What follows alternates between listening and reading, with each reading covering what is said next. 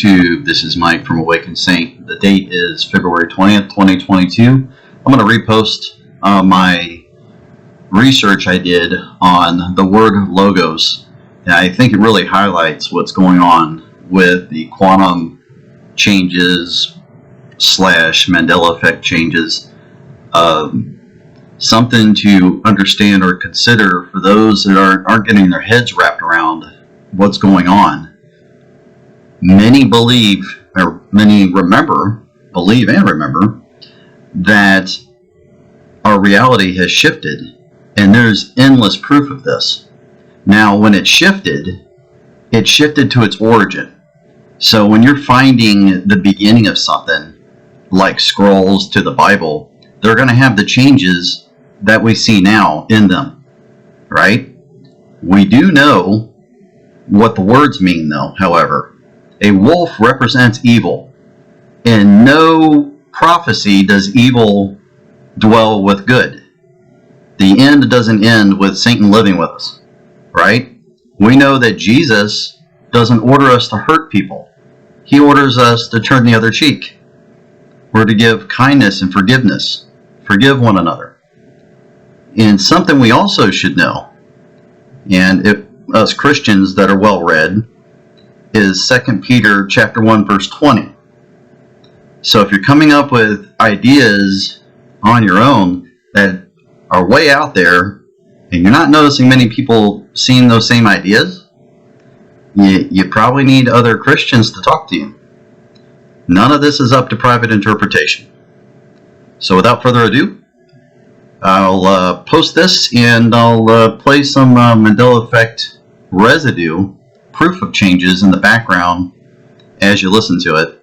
They're not necessarily lined up with what I'm saying, but it's something to watch as you listen to me drone on about the history of the word logos.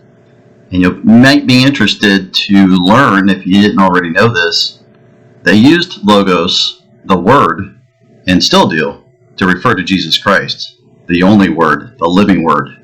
He was here before, he was alive before the Bible, and he'll be alive forevermore. Check it out. Alright, I haven't done a Mandela effect video in a while, so I figured I would go through the meaning of logo changing by reading the history of logos, followed by what a lot of us Christian believers think is going on with prophecy and the changes. And I would hope that you that don't see it the way I see it will keep an open mind and look into these things, and I will listen to your theories as well, and let's figure this thing out.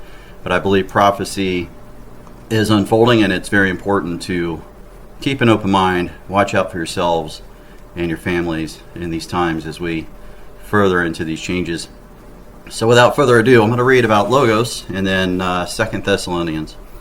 So what is logos? The logos meaning and definition. Go through this. Logos is an important term in Western philosophy, psychology, rhetoric, and religion. Religion's my focus. It is a Greek word meaning ground, a plea, an opinion, expectation, word, speech, account, or reason. Word is the focus for our discussion, but it became a technical term in philosophy beginning 535 years before Christ to 475 years before Christ. And they used it in order and knowledge. Ancient Greek philosophers used the term in different ways. The sophists used the term to mean discourse, and Aristotle applied the term to refer to reasoned discourse or an argument in the field of rhetoric. The Stoic philosophers identified the term with the divine animating principle pervading the universe. Under Hellenistic Judaism philosophy, 20 years before Christ to 50 years after Christ ascended, adopted the term into Jewish philosophy. The Gospel of John identifies logos through which all things are made as divine, theos, and further identifies Jesus Christ as the incarnate logos. So think about that. Let that sink in. Although the term logos is widely used in Christian sense, in academic circles it is often referred to various ancient Greek uses or the post-Christian uses with contemporary philosophy Sufism and Analytical Psychology of Carl Jung. Despite the conventional translation as word, I lost my place there we go, it is not used for a word in the grammatical sense. Instead, the term lexis, all right, now listen to what I'm saying here, was used. However, both logos and lexis derive from the same verb logo, meaning to count, tell, say, speak. All right, Professor Jean Forenstock, that's Fahnestock, if you want to look her up, describes logos as a premise. She states that to find the reason behind a rhetor's backing of a certain position or stance, one must acknowledge the different premises that the rhetor applies via his or her chosen diction.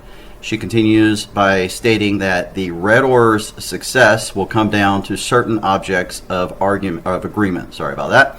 Between the arguer and the audience. Logos is logical appeal, and the term logic is derived from it. It is normally used to describe facts and figures that support the speaker's topic. Furthermore, logos is credited with appealing to the audience's sense of logic, with the definition of logic being concerned with the things as it is known. Furthermore, you can appeal to this sense of logic in two ways. Through inductive logic, which I use a lot on my show, providing the audience with relevant examples and using them to point back to the overall statement. And I use this one too. Through deductive atheism, which providing the audience with general scenarios and then pulling out certain truth. Philo disguised between logos profarios, I'm probably I'm butchering that, but it means the uttered word, and the logos diathatos, the word remaining within. Stoic also spoke of logos spematos, and I am not a good Greek reader. This means generative principle of the universe, which is not important in the biblical tradition, but is relevant to Neoplatonism. Early translators from Greek, such as Jeremy in the 4th century, were frustrated by the inadequacy of any single Latin word to convey logos, expressed in the Gospel of John. Vulgate Bible usage and principio erat verbum was thus constrained to use perhaps inadequate noun verbum for word. But later, Romance language and translations had the advantage of nouns such as les mots in French. Reformation translators took another approach. Martin Luther rejected Zewat verb to favor of wort or word, for instance, although later commentators repeatedly turned to a more dynamic use involving the living word that was felt by Jeremy and Augustine, and John himself with logos referring to word. And we do, from us that know the Bible, word is God before God and refers to Jesus Christ. So logos is an important term. And lexis being the antecedent of logos, and all you guys asking Lexis for answers, think about what you're actually doing with that.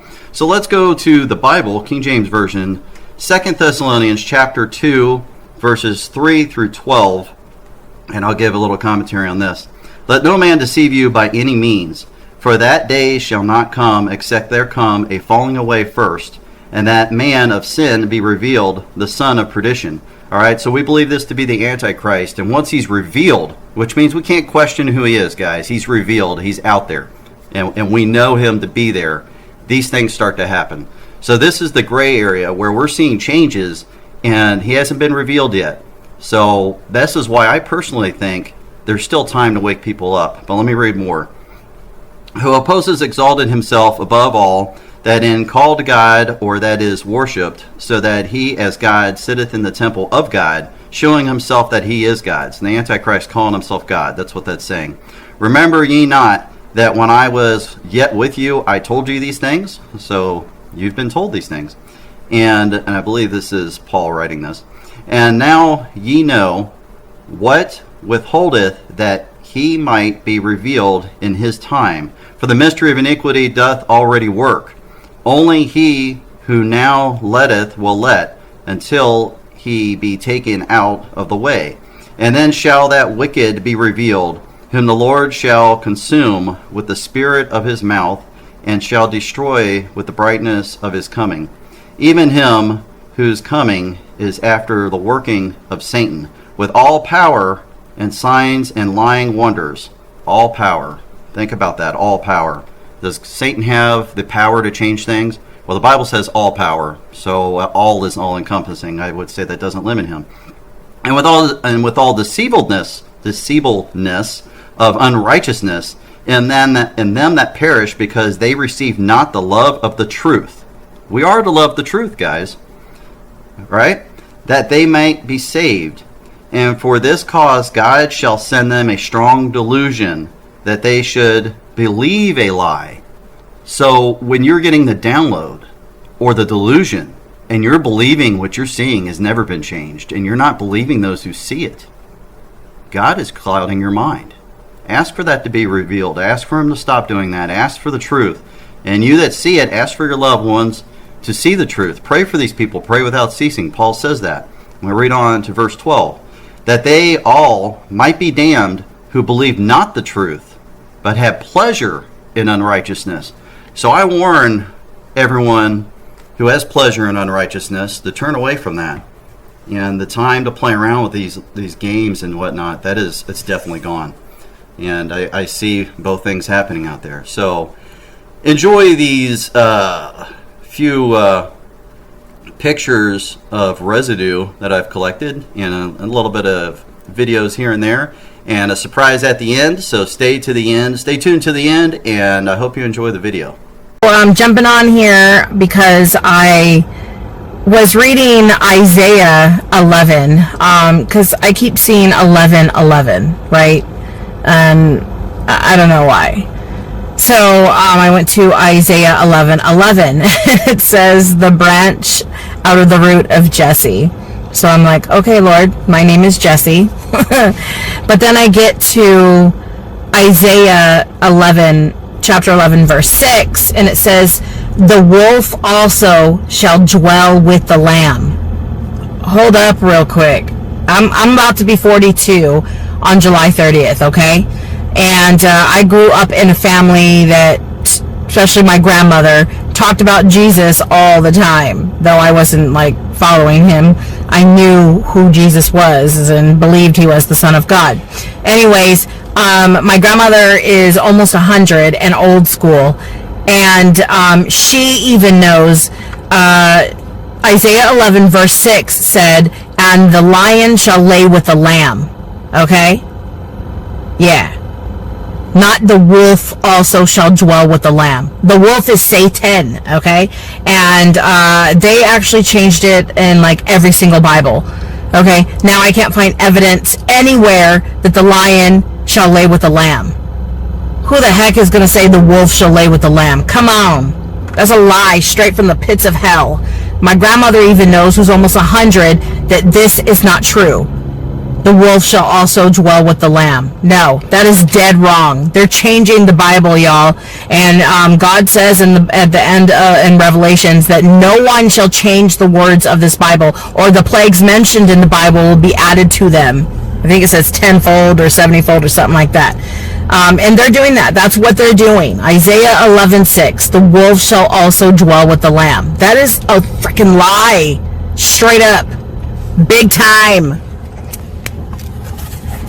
Where the heck is it? You guys probably can't freaking see that. Yeah. So I was like, okay, well, I'm seeing 11:11, and then I go to Isaiah 11:11, and it says the branch out of the root of Jesse. So I'm just like, okay, I don't know what that means, Lord. I'm seeing 1:11, 11:11 constantly. I don't know if it's just a coincidence, but yeah. And then I come across Isaiah 11:6, the wolf also shall dwell with the lamb. No. I am not dumb. They are really trying to make me feel like I'm dumb and all the other Christians. I'm sorry. We're not. And for the true Christians who know this verse, it has always been, the lion shall lay with the lamb. Not no wolf shall dwell with the lamb. He's trying to say that Satan will dwell with the Lord. Come on. The Lion of Judah is symbolic. And they're trying to eradicate that out of the Bible and trying to put the wolf. So wake up, y'all. Things are changing at a rapid rate. Satan can do many things, and this is one of them he chose to do. If he can get a Christian to denounce Jesus Christ, well, then he's going to confuse the Word of God. And God is not a God of confusion. That's Satan's job. So, yeah, I encourage you to go research this yourself. If you do not remember the verse where it says the lion shall lay with the lamb, know that they have changed the words of the Bible. Yes, that is very true. So, I just wanted to come on here and say that. So, God bless all of you in Jesus' name.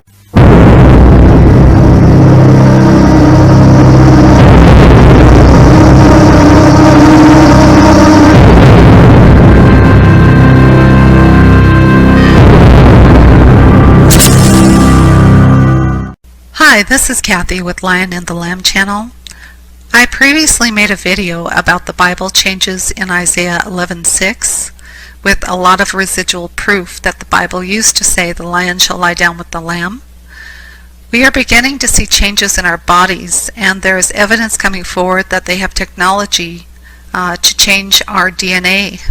So if we look in the book of Daniel 2:43, it says, "And whereas thou sawest iron mixed with miry clay, they shall mingle themselves with the seed of men, but they shall not cleave one to another, even as iron is not mixed with clay."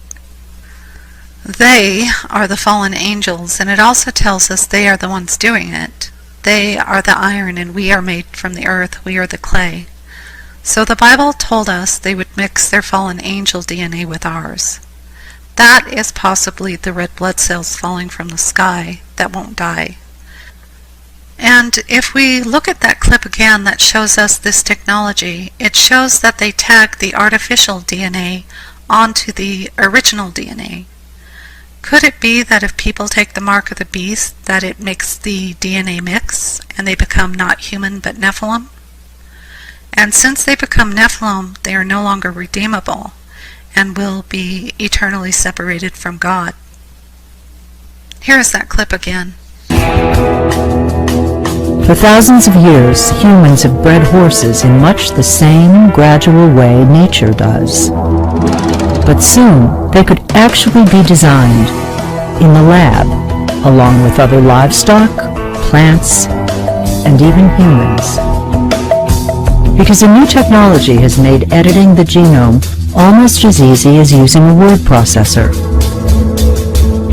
Genes are made of DNA, long strings of 4 chemicals best known by their initials, A, G, C, and T. Together, they form the basis of all life on Earth. This new genome editing technique is so much faster, easier, and more accurate than anything that's come before that it's creating a new paradigm for biological research. It's called CRISPR, which is short for Clustered, Regularly Interspaced Short Palindromic Repeats. Here's how it works. Scientists program a guide RNA on a protein called Cas9 with the address of the targeted gene. The guide RNA directs the Cas9 protein to cut both DNA strands precisely at the correct spot, like a molecular scalpel. A new section of DNA is added to the cell and edited into the original DNA sequence, which now incorporates the characteristics of both sequences. In the book of Acts, it says that God does not desire to be in a temple made by hands. So Satan is going for the real temple of God. We are the temple of God. Is this the abomination that causes desolation standing in the holy place? If we read that verse, it says, "Let the reader understand." In Strong's Concordance, it translates to think about it, to ponder. That it is not the obvious temple built with hands. So while everyone is waiting for the third temple to be built, Satan is breaking into the real temple of God and defiling it. So I think the lion changing to a wolf in Isaiah 11:6 was telling us about this. But there are those who think they are righteous because they say yes to God, but they do not do his will.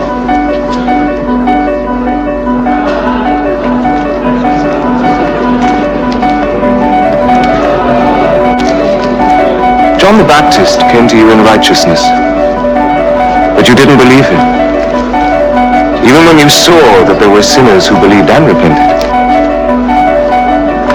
They will get into the kingdom of heaven before you do.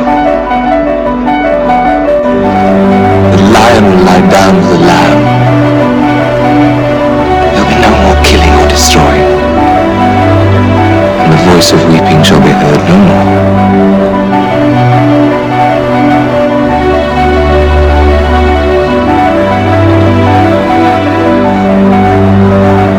To take on my shoulders the sins of the world. He who would follow me must do the same. Love your enemies. Bless those who curse you. Do good to those who hate you. Pray for those who persecute you. If you love only those who love you, why should you claim any credit? Even the tax collectors do as much.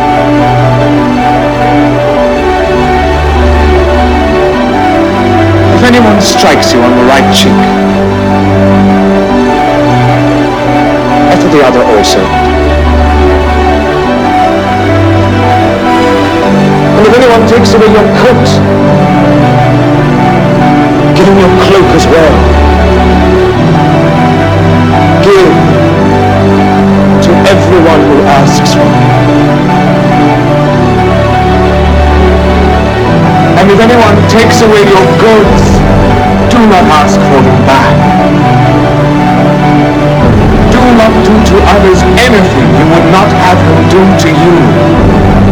Pass no judgment, and you will not be judged. Condemn not, and you will not be condemned.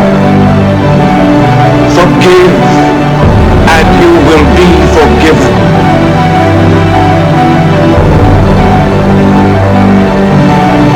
Be perfect, just as our Father in heaven is perfect. Ask for this gift, and it shall be given you. Seek, and you shall find. Knock, and the door shall be opened.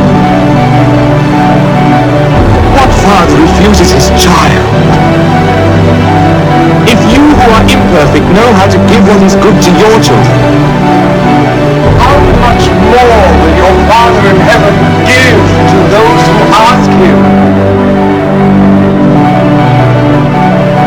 He among you who is without sin, let him cast the first stone.